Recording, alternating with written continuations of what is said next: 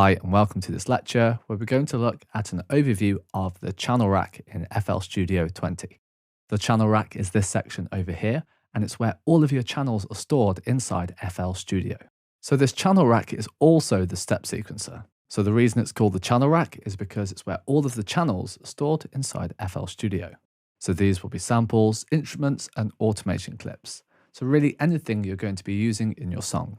The channel rack is also your step sequencer.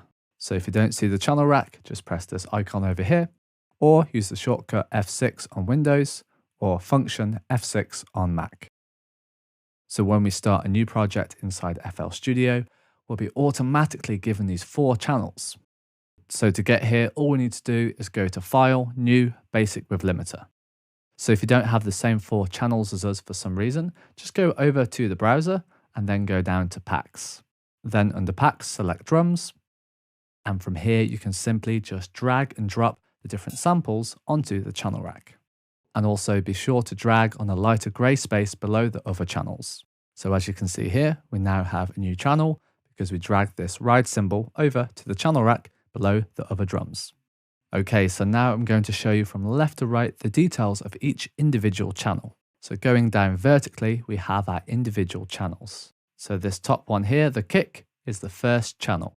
On the left of this channel, we have the mute and solo button. So if we press this, the LED light will be off and the track will not be active. So to re-engage this again, just click on this and the light will appear. And going along, we have channel panning.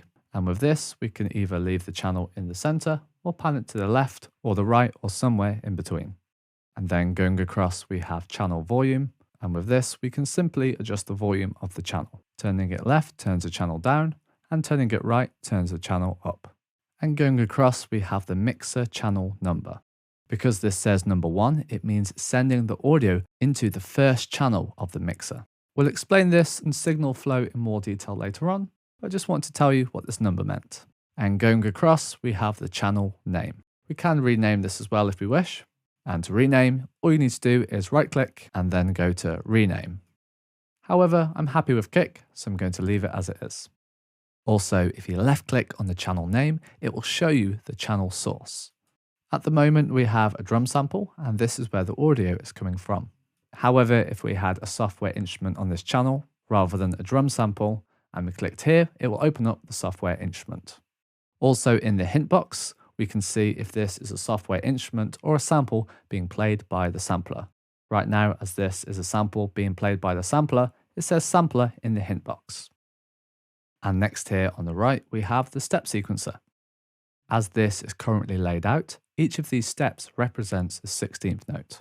So for example, if we wanted to draw a kick drum rhythm on each beat of the bar, we would left click on every 4 of these blocks.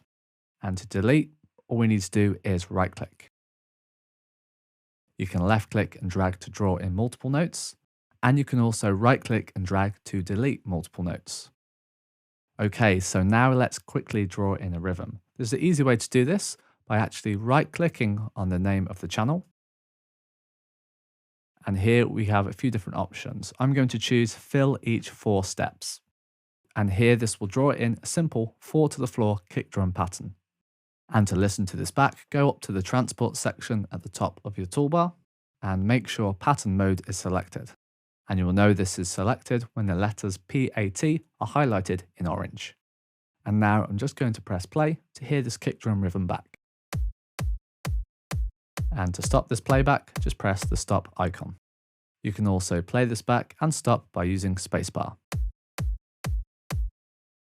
Okay, just to show you this again, I'm going to actually add in a clap rhythm. So I'm going to right click on clap, and I'm going to go down to where it says fill each 8 steps. And now let's listen to this back by pressing spacebar. However, that's not quite to my taste, so I'm going to actually delete these by right clicking on these notes and type them in manually. So I want the clap rhythm on beats 2 and 4.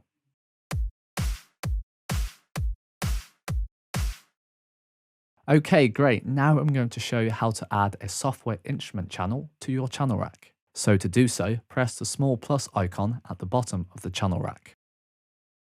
This may look slightly different depending on what version of FL Studio you're using. However, this will open up the menu option to allow you to add a software instrument. So I'm going to go down to Synth Classic and then choose Flex. This Flex Synth is available on all versions of FL Studio, and this is a software synthesizer. And when you open up the Flex instrument for the first time, this is what you'll see. I'm just going to leave it on this preset, Dystopian Lead, and then close this window. As you can see here though, on the mixer track number, it's actually blanked out. So instead of going to an individual channel on the mixer before going to the master, it will just go directly to the master. I'm going to leave this as it is for the moment, but like I said, we're going to look at signal flow and the mixer later on in this course. One thing to note though, when you're using a software instrument, you don't want it to be in sequencer mode for this channel.